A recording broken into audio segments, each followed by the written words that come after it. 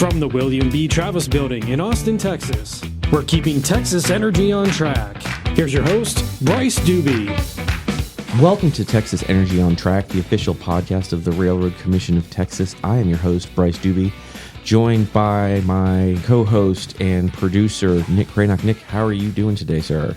Doing well, thanks. Always good to be back recording the podcast. It's my favorite day of the week. We get to get in here and talk about some cool stuff that I think is interesting for the listeners, especially this topic. I say that a lot, but this is one of my favorites only because I've actually been out on some sites, and I think it's pretty cool. Yeah, this is one I know very little about, so I'm excited to be joined by today's guest. We've talked a lot about oil and gas and a lot of different things, but we also know that we have authority over different things related to mining and things, and one of the big pieces on all of that, when we're talking about all of that, is what happens after some of these mines kind of go away. And so we're really excited to be joined by Joseph Parks. He is the director of the Surface Mining and Reclamation Division. Sir, welcome. Thank you. There's kind of a lot in your title there. If you could just kind of tell us a little bit about what SMRD does and a little bit about yourself, how long you've been with the commission, your background, and all of that. Well, I've been with the commission about 10 years. Started out in engineering and moved my way into assistant director and now director for the past 3 years. And within surface mining and reclamation, what is sort of the core mission for y'all? What goes into all of that? I mean, the name sounds somewhat intuitive, but tell us a little bit about what y'all do. Well, it really breaks down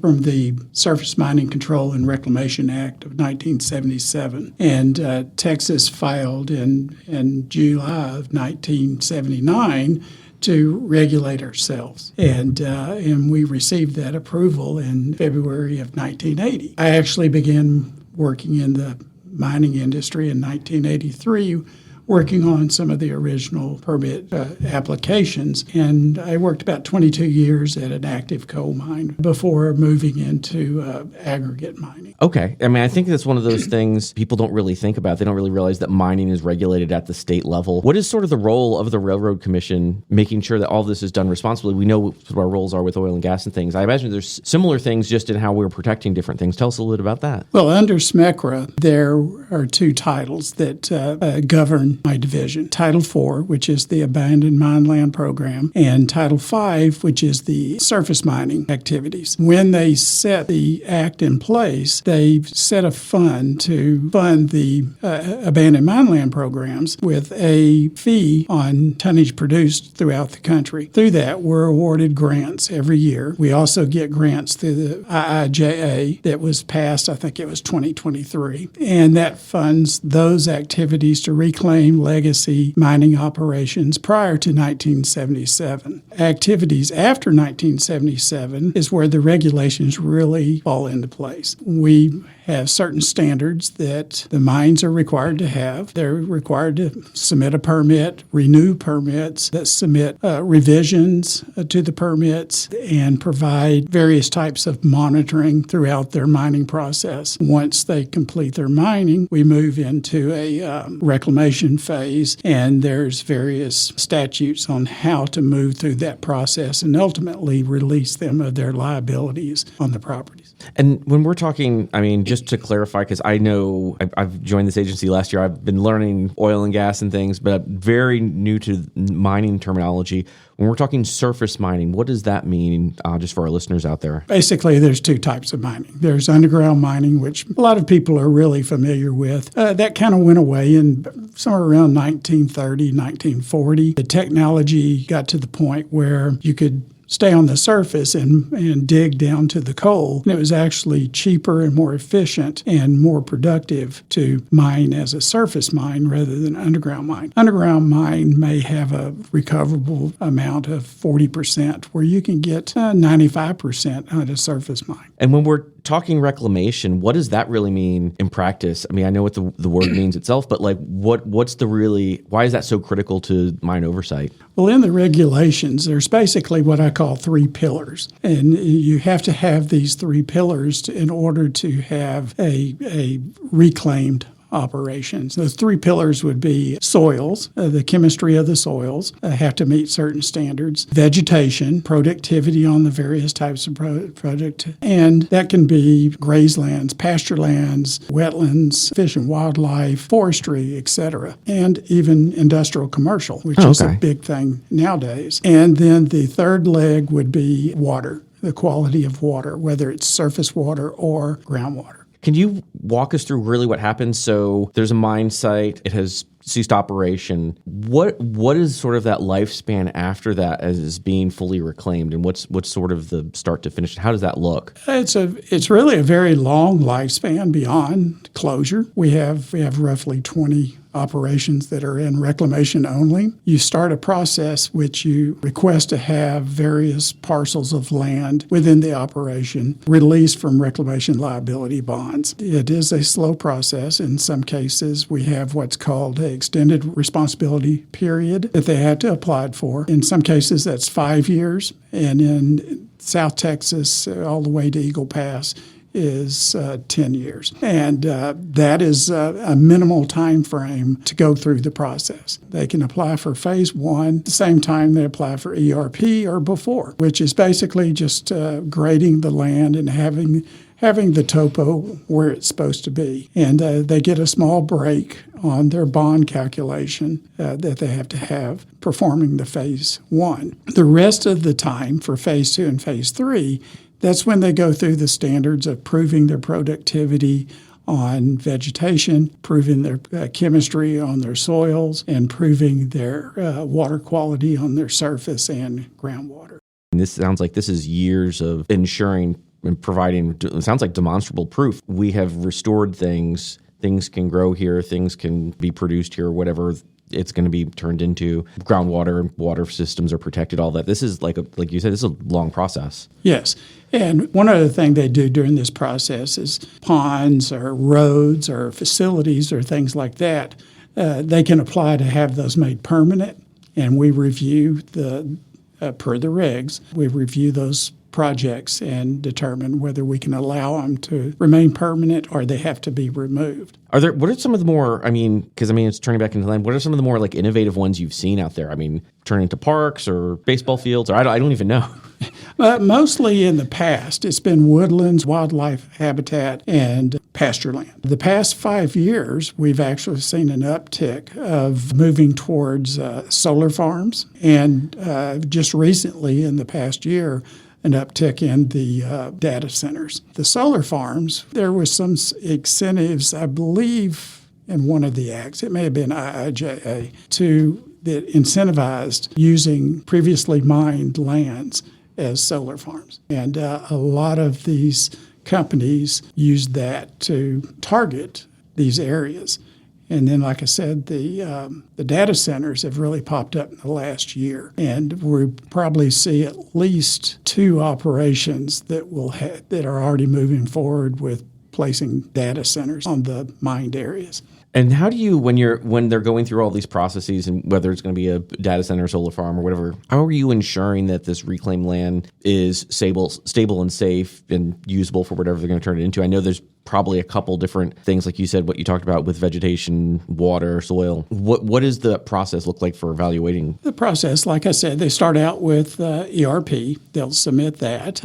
We evaluate, staff evaluates it. We provide a technical analysis. There's public notice that that's what they're doing. And it goes through the hearings division and rolls up to the commissioners, at which time they vote to allow the ERP on the acres submitted. The same process occurs for phase one, phase two, and phase three. On the phase two and phase three, that's where the technical analysis gets into what has the water quality been for a period of time? What is the productivity on the vegetation? What is the soil chemistry look like? Most mines are broke up into grids, and we do an analysis on the soils for those grids, and we have certain standards that they have to meet, and we approve in the technical analysis those 3 things, and that allows us to recommend to hearings that they approve the phase 2 and phase 3 release. They go through their process. It rolls up to the commissioners. They do a vote to allow the phased release. And after the phase 3, our job is done. Okay. So there is steps and gates along the way that they have to Yes. cross. And I know it's interesting you mentioned, because we all know the importance of protecting groundwater and river and all those things, and that's so big here in Texas, and we do a lot of work on that across the commission. So it's really good to hear that it's done in these same things with this. The one I think that's always interesting, I think I may be biased because my dad was a soil scientist, soil and like rebuilding that, because it isn't just putting, again, dirt in a hole type thing. There is a process to get that back to being something. I mean, I think that's really interesting what you guys do with all of that as well. Yes, and the soil above the coal seams, part of it is really not good. It may have acid forming materials in it or something like that. And a lot of the operations will strip ahead of their mining operations and haul back good soil. Suitable plant growth material is what we sometimes call it, back to the reclaim area. And then they come through on the grid pattern and do soil analysis and provide multiple years of this soil analysis. My staff reviews it and make sure that it meets the regs and meets the terms of their permit. Outside of reclamation, we're talking also about active mining. So I assume y'all do inspections. You mentioned permitting earlier and things like that.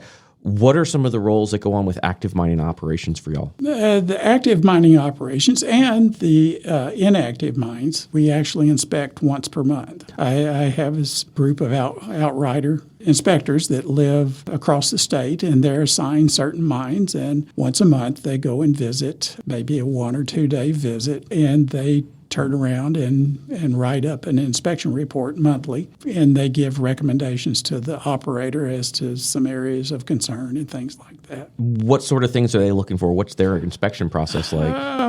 It's just they'll look at mainly looking for erosion. They're looking for areas of vegetation that may not be growing well, which could lead to suggesting that there's a hot spot that would cause the vegetation not to grow. And they're also looking for things like illegal discharge of water. We have regulations that state that the water will be captured before it goes off property, and it will meet certain standards before it can be released off the property. Now, are y'all using different types of technology? I know there's so much has changed over the years with drones, and we've talked before, I think, with GIS, things like that. How are you guys monitoring these sites, or is it pen and paper walking around? Mainly, it's been in the past GPS, pen and paper walking around. We added drones to the mix, and in fact, we received an award in 2022, I believe, for our drone program. It allows us to get to areas that are hard to get to.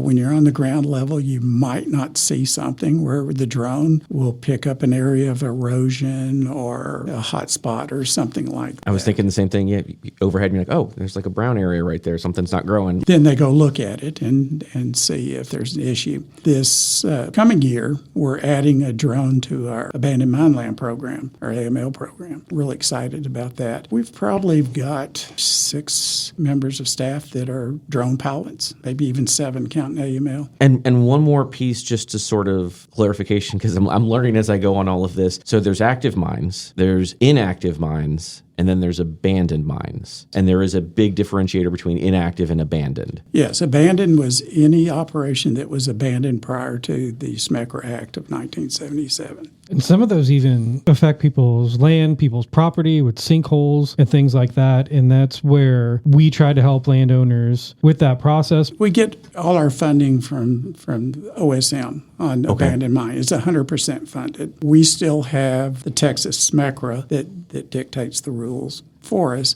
We go and find the property, evaluate it, and then put it on a priority list. We work through that list, and when we get funding for the project, we try to remediate. Our job there in AML is to remediate the hazard, not to reclaim the property. I mean, I would imagine so some of these mines might be fairly old. Well, last week I looked at a mine that began mining in the 1880s. Oh, wow. Okay. And underneath the city, there are inch reports scattered all through the city. And we actually looked at a property that it worried enough that we'll go in and do it as an emergency, do a quick fix to alleviate the initial emergency and hazard. And then we'll turn around and develop a total remediation plan. It's more of a remediation plan than reclamation. When you think about Texas, you don't really necessarily think about coal, really. You know, I grew up, born and raised West Virginia. Everyone knows, oh yeah, coal mines all over West Virginia. And in Texas, you don't really think of that. But from what I understand, there's just a certain part where the coal seam is. It's not everywhere in Texas. That's correct. It's a band of coal. It runs from Eagle Pass to Texarkana, and it generally mirrors the Texas coastline, probably maybe 50 miles wide as it skirts up through the state, and it's generally south of Interstate 35. Thinking about with all of this, with these processes, what happens when you're looking at the reclamation process and you're going through some of these phases as you described and things like that, when an operator isn't maybe meeting these standards? Are there enforcement things in place, or how does all that work? I know it goes through the commissioners at a certain point, but what is sort of the side of it to ensure that these things are getting done? It comes down to the evaluation. As we evaluate their submittals, we find issues sometimes, and we send a response back to them in the form of deficiencies. And they respond to the deficiencies, and in some cases, they elect to actually remove that portion from their application and will submit it at a later date if the deficiencies are too great to move it through the process. And you also mentioned working on the federal side through funding and all these types of things. So it sounds like there's a lot of kind of interaction. What is sort of that work with the federal partners like? We have a really, really good relationship with OSM. We meet with them. We have conferences, which they're there. We talk to them one-on-one. Our main point of contact is the Tulsa field office. And we're really fortunate there that one of the managers there used to be the manager of inspection enforcement here at the Railroad Commission. Texas is really good at what we do. OSM really doesn't have to worry about us. They've got bigger problems in other states, and they address those problems. They have certain boxes that they have to check as a requirement. Their inspectors will follow around with our inspectors. We have a audit of the Title IV, Title V, and a report that comes out every summer. We've always had really good comments from those and marks. I know I've seen that there is that because there's the federal AML program. And there's so many different pieces to this. And like I said, I've learned so much talking to folks and getting all. So I'm trying to process all of this as we're kind of working through it. So if I know that it's a lot for me, how are you engaging with landowners and communities to educate them about some of the things they might need to be aware of who are near mining operations or near abandoned mines, things like that? How I imagine there's some sort of process for that as well. In the Title IV or the AML area, we actually send postcards. We do a mass mail out to areas where there's historically abandoned mines and basically say, if you have some of these features on your property, please contact us. You may be eligible for federal funding to remediate those issues. On the Title V side, we really don't deal with landowners. That is an operator to landowner issue. They're responsible for their own leases and land agreements and stuff like that. Every now and then, a landowner may have a complaint that they'll file with us.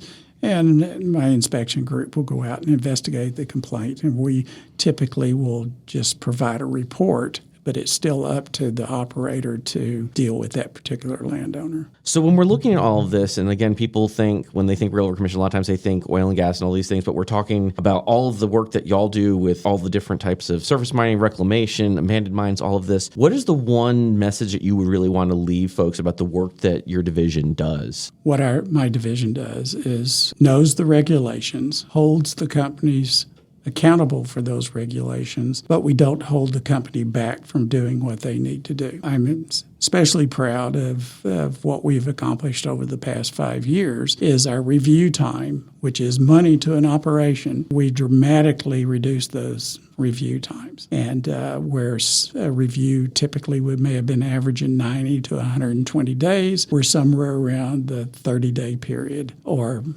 for in the case of a renewal, it was mid-50s. Like I said, I'm pretty proud of that because I realize coming from industry how delays in permitting, or the old cliche red tape, can cost you money. And we've worked really hard to come up with a process that allows us to quickly move through revisions and renewals, get the information to where it needs to be, either in the form of administrative approval or approval through the commissioners. Oh, interesting. I know this one thing as we're moving forward and really modernizing a lot of the things that we do here at the commission, driving those efficiencies. It, like you said, it saves money, it saves time. It really helps keep things going while also ensuring that we're able to really keep all these resources safe and used for the future. So that's really good to hear. It actually has allowed us to drop our FTE count down about 25%. We've become so efficient that we don't need as many staff members to get the jobs done. Is there anything else we haven't talked about? I kind of jumped around a little bit on the questions. One other thing that I deal with is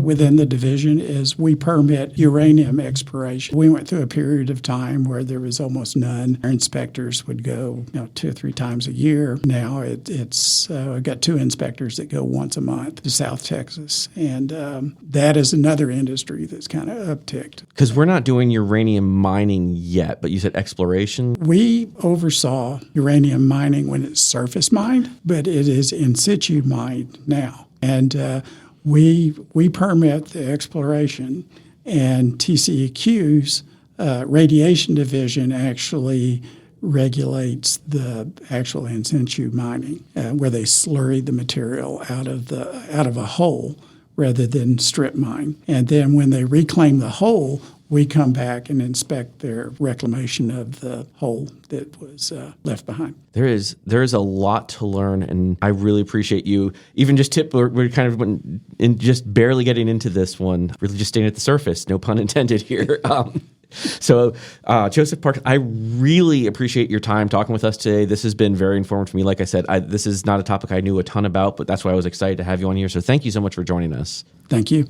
Learn something new, I do every week. I hope our listeners are also learning things, getting through all of this. This has been an exciting project as we've been working through all of these pieces. So again, I definitely want to thank Joseph Parks for joining us today. If folks want to go back and hear some of those other topics that we've recorded in the past, there are plenty of great ways to find us. Where are they? Yeah, if you're new to the podcast or you just want to get back and listen to some of the older episodes, we're out there. Apple Podcasts, Spotify, we're on Audible, Amazon Music, we're on YouTube, iHeartRadio. So we make it easy. Make sure you sign up, subscribe, so you get those notifications when we post those new episodes every other Wednesday. And I think we've talked about it before. You can also listen on Alexa. So make sure you get Texas Energy on Track on your Alexa app, and you can listen while you're cleaning or doing the dishes or whatever right there on our good friend Alexa. You just say, Alexa, play Texas Energy on Track, and she'll take care of it for you. There you go. And you can also find us over on social media on X at TXRRC. We're Railroad Commission of Texas on LinkedIn